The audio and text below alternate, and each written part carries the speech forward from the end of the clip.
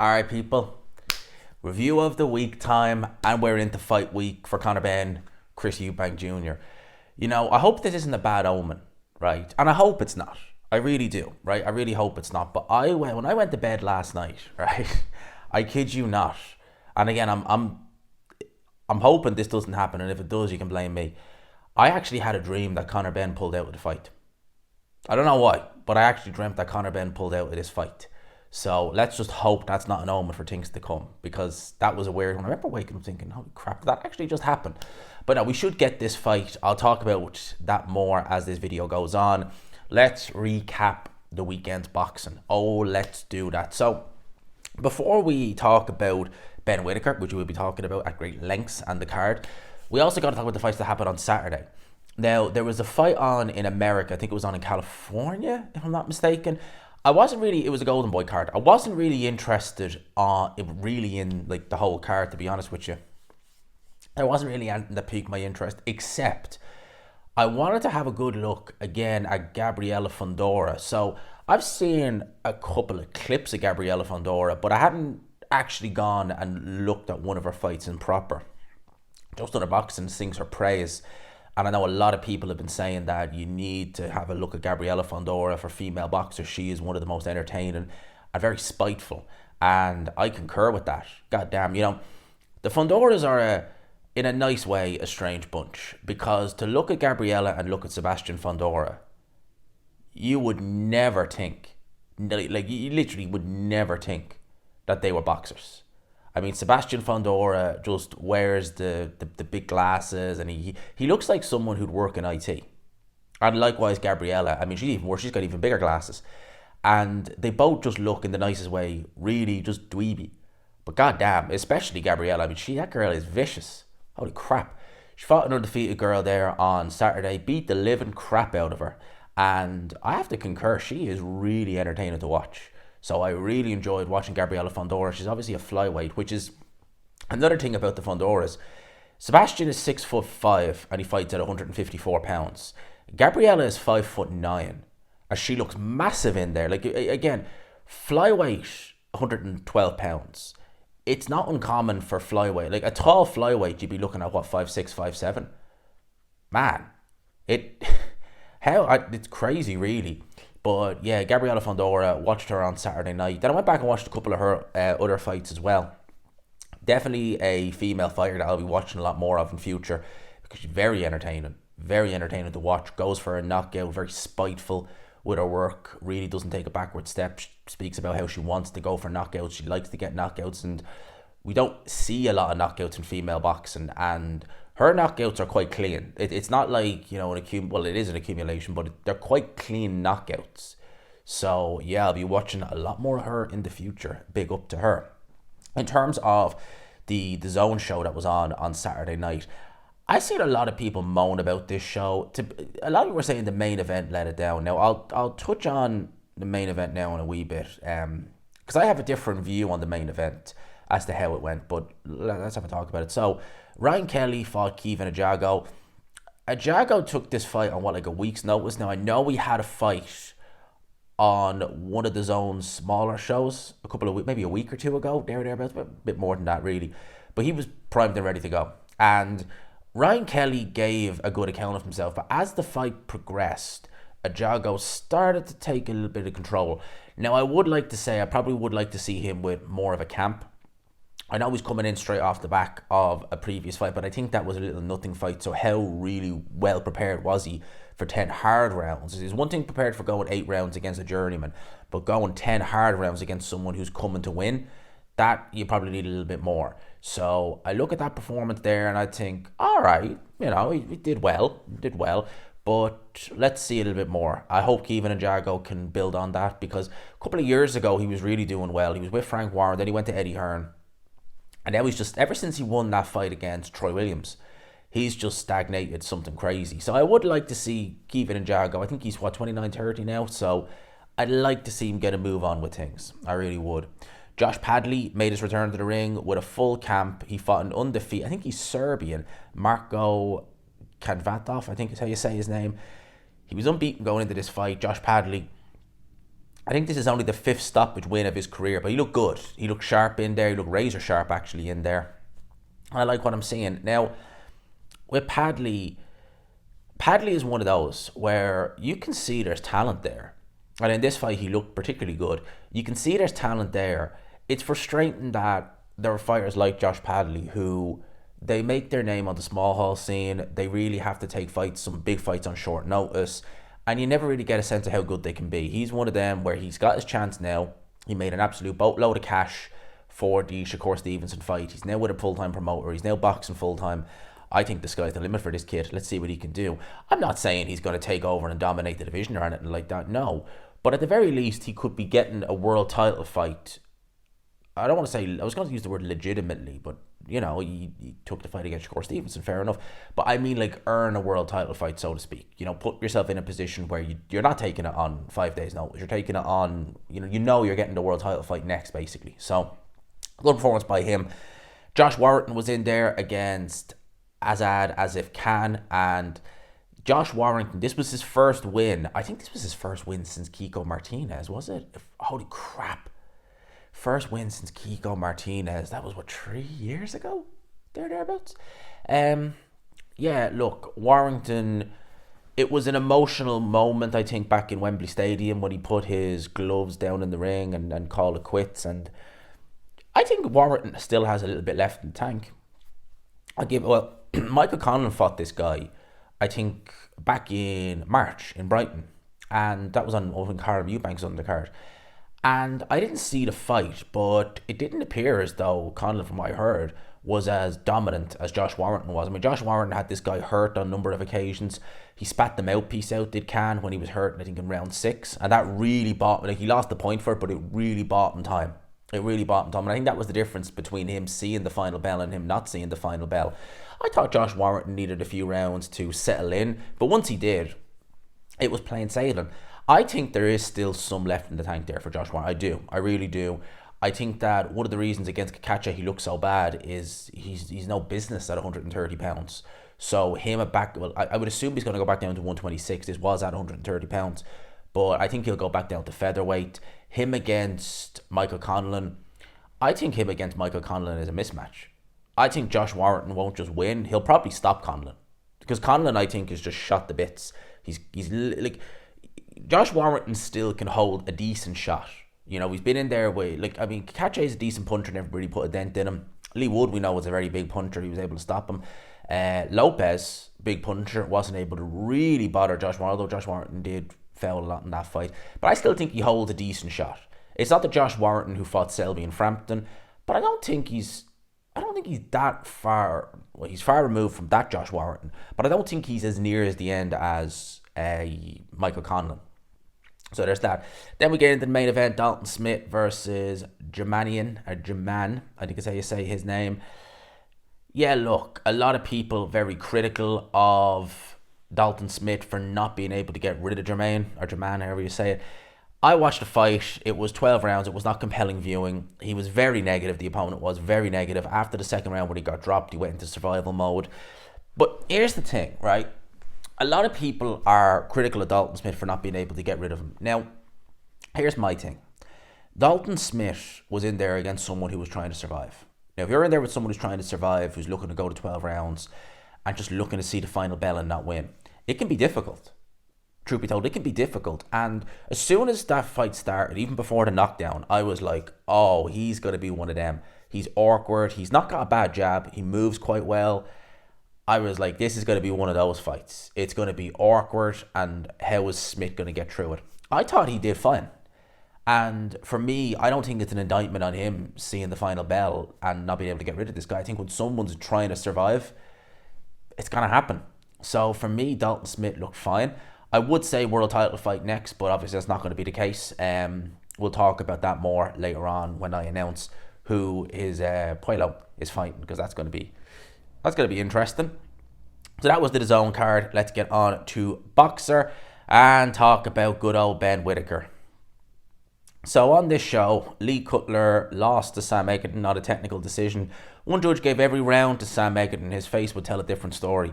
But yeah, Sam Egerton, massive shout out to him. Always comes to win. Absolute, the cojones on Sam Egerton. I mean, he's 31. This is his 45th fight. Holy crap, he's taken some beatings in those 45 fights. Fraser Clark knocked out Ebenezer Tete in a round. A lot of complaints about the stoppage. Yeah, 100%. Tete was down from a big right hand. He shifted some punishment and then they stopped it. He was furious. He was livid with the stoppage. What I will say is that is a damning indictment on Dillian Whyte if ever I seen one. Dillian Whyte went 7-8 rounds with this guy and he never even came close to even putting a dent in him. I mean, Dillian Whyte, if you needed... you didn't need me to tell you Dillian Whyte is done, but he is so done. I mean, where's the fork? Where's the fork? We need to just stick that fork in him now because he is done. He is absolutely done. Fraser Clark, I'm happy for Fraser Clark. Look, he's a good guy. I've nothing against Fraser Clark. He's an absolute good guy. He seems like a really cool person. I wish him the best. I mean, coming in off the back of that devastating knockout loss, he did wonder. He's mentioning Jamie TKV, David Adelaide. Yeah, look, put him in there. Put him in there with the winner. Let's go. Let's see what he can do. In terms of the main event, Ben Whittaker, Liam Cameron, wow. Wow.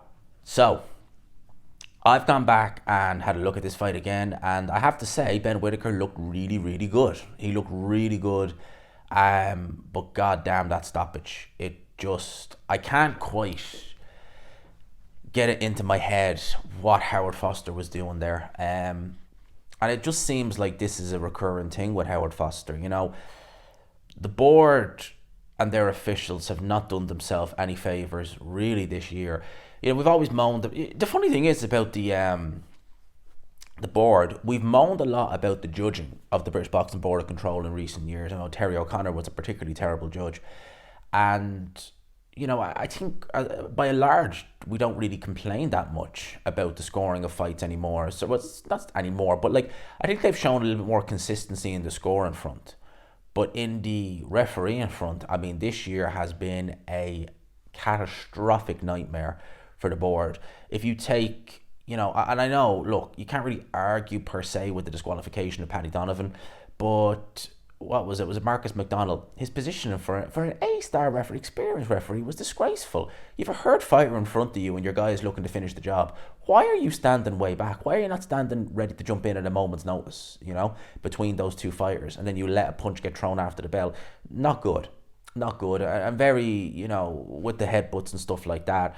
Then you obviously have the referee in the TKV fight, the TKV Adelaide fight. That was shocking. I mean, to say break and then to call that, it just, they've not done themselves any favours with officiating and then this. Howard Foster has a long history of this, unfortunately. He loves those early stoppages. I still can't get it into my head why you do that. I really can't. I mean, at the end of the day, you can fault Liam Cameron certainly for not taking a knee. He should have, because he was in that position, but I mean, I still quite shocked, really, that actually happened. I really am, because the guy wasn't down. He wasn't taking a shellacking. He was stunned, yeah, and he was on the verge of going down. But I still can't believe that. I still can't believe it. In terms of Ben Whittaker, he was very emotional post-fight. All right, look, I ain't gonna judge him for that, but he needs to move on from this. He needs to draw a line in the sand. The Liam Cameron fight is done. It's in the past. It's over. Let's move forward. I don't know what they're going to do with him, because I think that they're at British level. It's tricky.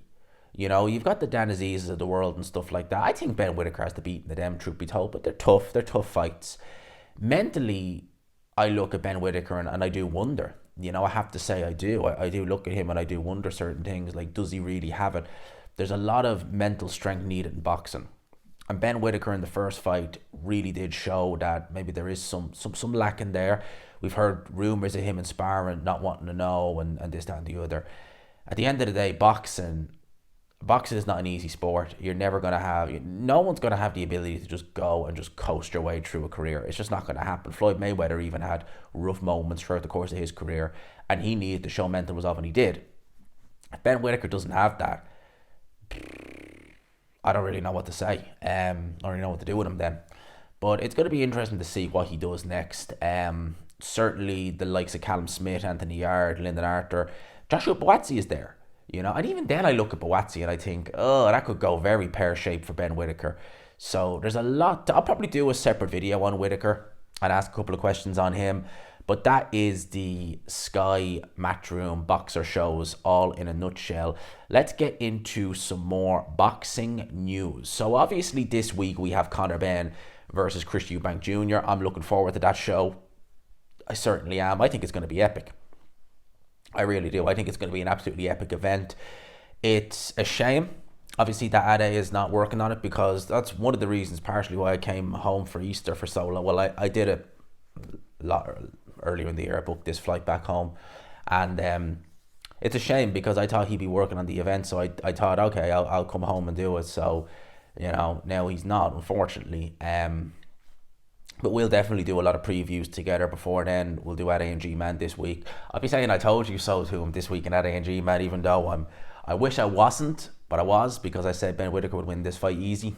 In terms of Ben Eubank, my position on this fight is the same as it was, you know, and I'll do a prediction video probably today or tomorrow. I'll probably record it today for it to go out tomorrow. My stance on this fight is the same as it was. I look forward to it. I'll give a bit more of a detailed prediction in a video on it, and I'll go over my thoughts in it. But I think that this card is good. There is still apparently 1,000 tickets for sale, but I think we'll have a full house on Saturday night. I think the atmosphere in Tottenham Hotspur Stadium is going to be electric, and I look forward to it. I really do. I really do. The Ring Magazine have announced another show as well, which will be apparently headlined by Edgar Berlanga versus Hamza Sheeraz, Shakur Stevenson versus William Zepeda, Alberto Puello versus Subriel Matias. That is going to be on July the 12th. Now, I think, correct me if I'm wrong, Katie Taylor, Amanda Serrano 3, is that not on July the 12th or is it on July the 11th? I'm not 100% sure. It is on, thank God, it's on July the 11th. So I think that's on a Friday in New York. So it's not hitting in with the July 12th card. But I am wondering what's going on with Frank Warren, because Frank Warren's guy, Hamza Sheeraz, is headline, and Frank Warren, or well, not Frank Warren necessarily, but the rumor mill is that Alexander Usyk versus Daniel Dubois 2 is going to be on that date as well. Now that is apparently going to be in Wembley Stadium. So Frank Warren is doing a Queensberry show apparently in Wembley Stadium, and it won't be as good. The undercard won't be as good as the ring show. It just won't be. And then we're going straight in. Man, July 12th is going to be a massive day in the world of boxing, because Hamza Sheeraz versus Edgar Berlanga, I love it. I mean, I love that fight. It's so interesting. It's out of left field. But Hamza Sheeraz, his first fight at 168 pounds is going to be against Edgar Berlanga. You're not just going in getting your feet wet. You're going into the lion's den with that one. Now, I've always said I think Berlanga is very limited. He's not a particularly talented fighter. I've never really rated him. But you're coming up to a new weight, all right, where you're used to being the bigger guy, and now you're going to be in there with guys who are just as big as you, if not bigger. Berlanga is huge for 160. He's absolutely flipping massive. He can punch. Mental. As for Shakur Stevenson versus William Zepeda, you know, Shakur Stevenson is now no longer with Matchroom, and it's weird because he signed with Lou DiBella. I mean, wow. He signed with that absolute twat, Lou DiBella, that absolute clown, that virtue signaling fool, Lou DiBella. Wow. I mean, talk about going from, look, you went from Bob Arum to Eddie Hearn. That's pretty good. You know, you're going from a Merc to a BMW. Now you've just got yourself a Nissan Micra. That's literally what you did, signing with Lou DiBella. I can't believe that. I don't know. That's mental for Shakur Stevenson to sign with him. But look, we don't know the ins and outs. Let's wait and see how Lou DiBella does with Shakur Stevenson. Not well, I'm going to imagine. Not well. In terms of everything else, as I said, you know, it's looking like July 12th is going to be the date where we have Usyk versus Dubois 2. I think that's going to be a good fight. I think it's going to be a good fight this time around in Wembley Stadium. There's a lot of good coming. Eddie Hearn has been talking about the potential of Joshua Fury. Still, he's saying that fight's still going to get, you know, made, this, that, and the other. Listen, we're not hearing anything from Anthony Joshua. We're hearing very little from Tyson Fury. I think those two are destined to meet at some point, but it literally seems like Joshua is sticking around for just that fight. It doesn't seem like the ambition to win a world title is there anymore. It just seems like it is just Tyson Fury with Anthony Joshua. That's it. Gilberto Ramirez will defend his world titles against the KO Dr. Uniel Dorticos. I think he's mandatory for one of those belts. And that's going to be on the undercard of, wait for it, drum roll please, Jake Paul, Julio Cesar Chavez Jr. Wow. That's an interesting one. Chavez Jr. is the quintessential weight bully. He was a cruiserweight in the ring at middleweight. No real ability, no real talent. Nepo baby in every aspect of the word. And his career has been nothing but a laugh ever since he lost to Sergio Martinez many years ago now. And here we are. It's, yeah, look, I'll probably do a review of it because love him or hate him, he does good numbers. But yeah, that's a bit of a strange one, I ain't gonna lie. We'll leave it on this. The IBF have ordered a final eliminator between Frank Sanchez and Filip Hrgovic. Derek Chisora, it was said he was going to be ordered to face Daniel Dubois. In fact, actually, it was said, I think April 22nd is the date they're going to order it.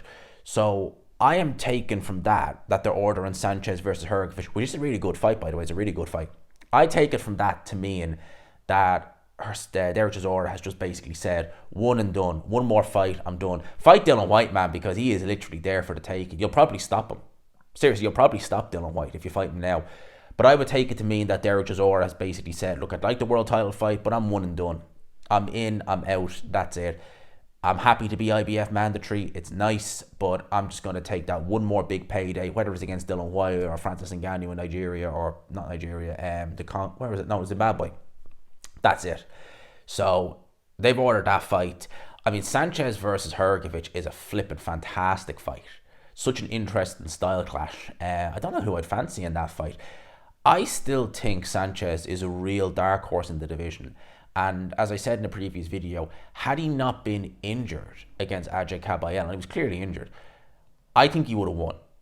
I really do. I think he would have won that fight. I think he would have had the beating of him. But the fact he was clearly carrying an injury, it compromised him to a massive... I mean, he didn't have his legs. So, yeah, hell of a fight. And I look forward to it. I'll leave it there, people. I hope you enjoyed the video. As always, massive thank you for all the feedback. We're doing really well. We're doing really well on here. It's weird. I'm home for a little while, and I just wish I was back in London. With 13 subs off 23,300, all the trees. And yeah, we're doing really well. Thank you for all of this.